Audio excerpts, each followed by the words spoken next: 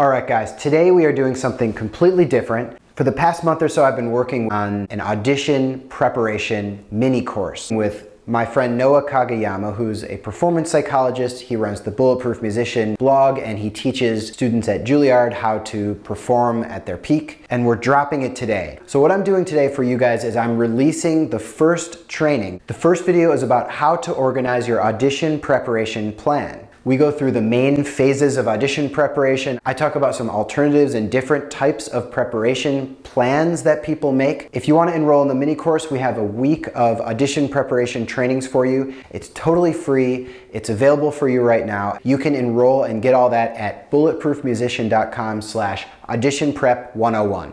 All right, here it is. Hi, I'm Rob Knopper. I'm a percussionist in the Metropolitan Opera Orchestra in New York City, and I teach students how to prepare for auditions through the blog Audition Hacker. And my name is Noah Kageyama. I am a performance psychologist on the faculty of the Juilliard School, and I run the Bulletproof Musician blog.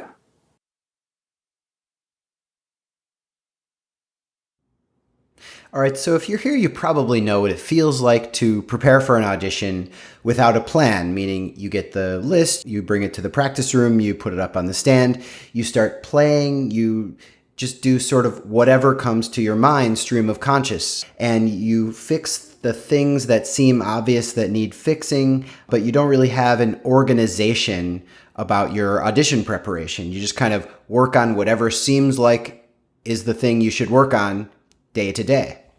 For me, I would need 6 or 7 hands, or these mini hands, to count all the auditions I took that I felt like I was practicing as hard as I possibly could, but I still had no idea what to do to avoid failing and getting rejected from these auditions. If I had to express how I felt when I was either preparing for an audition or after I found out the result, I would say I was overwhelmed because there's so many things that you could be doing. There's so many different types of practicing or strategies that you could employ to learn notes or do all sorts of different kind of processes to your music. And among all the possible things, what are you supposed to actually do to prepare for an audition right? What's going to get you to be playing at the highest level in the end? And I would also feel hopeless when I would hear back, when I would try as hard as I could, and then I would get the result. I would hear back that it didn't go the way I wanted, and I would feel hopeless because I didn't know what to do differently. On the other hand, when you do have a plan, it feels totally different. Compare those feelings from before with how I felt while I was in the New World Symphony preparing for my upcoming Met audition back in 2011 when I won my job. I had this series of steps, this timeline that I knew I would go through. I had a series of steps for each individual excerpt that I know each one needed to go through, and I organized my big picture timeline so that I would be able to go through each step along the way for each excerpt. I knew what I had to do every day because I had prepared my schedule beforehand, and I knew it would work and it would be successful for each excerpt. There was still some stress, keeping up with my own plan that I created for myself because I tend to overestimate the amount of work I can do in a day, but I had this deeply held sense of trust that I was doing effective preparation. There was trust because I knew that the order of steps, the distinct processes that I was putting my excerpts through was effective for me because they were processes that I had developed over many years that I knew were effective no matter what excerpt I kind of put through these processes. I had focus. I had greater focus in each day's work. I knew that based on the timeline that I had scheduled for myself, that there was a time scheduled in for each thing, so that today, when I have this particular whatever work I have to do that day that I've already pre-scheduled for myself, I could put all of my attention into it knowing that there was other days for other steps, and I wouldn't have to be overwhelmed thinking about all the random stuff that I might not be getting done because I could trust that I had filed in all the steps that needed to happen into my schedule. I had fewer problem excerpts. Maybe you've had the experience of getting to the audition and realizing that there was some little part of a Brahms symphony or some little throwaway excerpt that you didn't really think of practicing that much because you thought it was easy. Then you get there that day and lo and behold, it's the scariest one because you thought it would be easy and you never practiced it. Going through this extremely thorough timeline, I knew that everything was going to get a day, and even the smallest excerpts had their own day and processes to go through thoroughly because I had scheduled them in there. I also had confidence at the audition because at that time I knew that I had done the absolute most effective possible practicing. I had used my time as absolutely best as I possibly could. And as I looked around the room, I didn't know if there were people who were going to play better. I knew there probably were people with more experience than me, but I knew beyond the shadow of a doubt that I had prepared in the most strategic and organized and thorough manner. And at least that would give me the confidence of knowing that most of my T's were crossed and I's were dotted.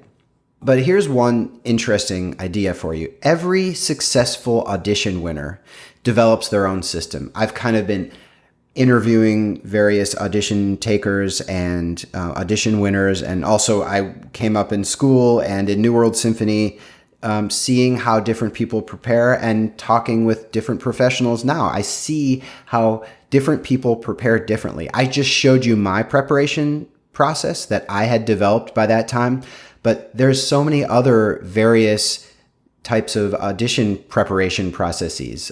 One, for instance, was a friend of mine in college who ended up getting a huge principal job at a top 10 or top 5 orchestra. He had this kind of athletic practice style where he bounced around between instruments, practiced 10 minutes at a time. On each one, he had headphones on and he had the metronome on the whole time. This is me showing you how, in my mind, my caricature of how he would practice.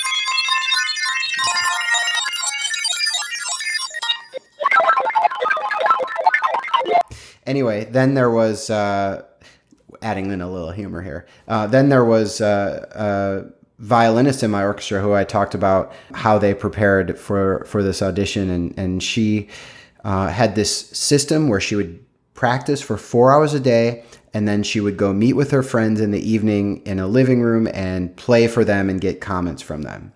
There was also somebody who used to have my job who went to another orchestra, and I asked him how he prepares for auditions, and he said for every excerpt, he starts it at half tempo, and every day he clicks up the tempo one by one by one by one until he reaches the tempo before audition day.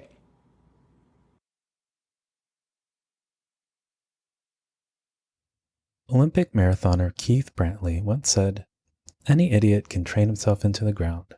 The trick is working and training to get gradually stronger." And as Rob and his colleagues' experiences suggest, the biggest challenge in winning a big audition may not be one's work ethic. The bigger challenge may actually be figuring out how best to maximize one's limited time and energy, how to craft a process that helps you peak at the right time, avoid last-minute cramming, build confidence, and not lead to total burnout and apathy by the time the day arrives. Which is hugely important when it comes to developing mental toughness or resilience, because we all do have bad days and do get knocked down from time to time. But if we have an effective process, it does make it easier to get back up and figure out how to turn that into a growth opportunity, as cliche or corny as that may sound.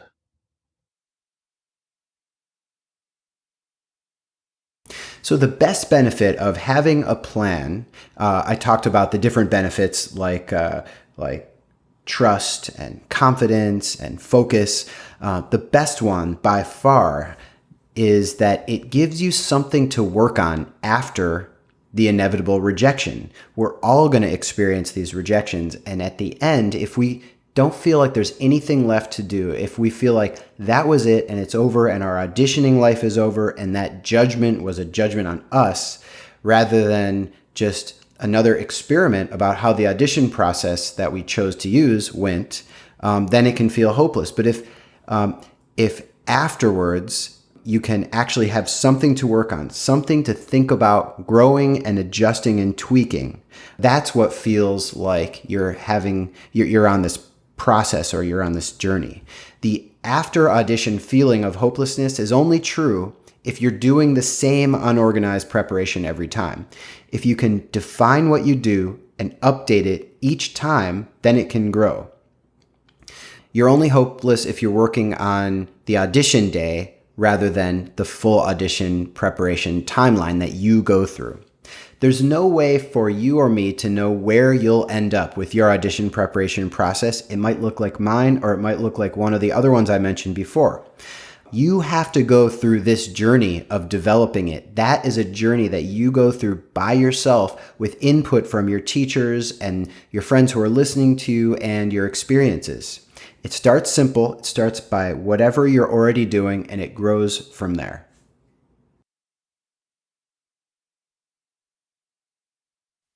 There's no one-size-fits-all template that works for every single person, of course. But there are some key principles to be aware of when developing your own audition preparation process. So Rob and I put together a 1-week course where we explore a 3-phase model you can use as a starting point for developing your process. You'll learn things like how the right kind of research in the early stages of preparation can not only help you perform more confidently on the day of the audition, but help you learn new repertoire a little bit quicker too. And how a few simple adjustments could help make your work stick better from one day to the next. An approach to reviewing your recordings that will not only make that whole process feel less discouraging, but also ensure that you feel truly prepared when audition day arrives. Also, how to single task more effectively, and in so doing, become more resistant to choking under pressure. To sign up for the free course, go to bulletproofmusician.com/auditionprep101, or if you're already on the page, scroll down to the bottom and click the orange button that says Get Started to begin.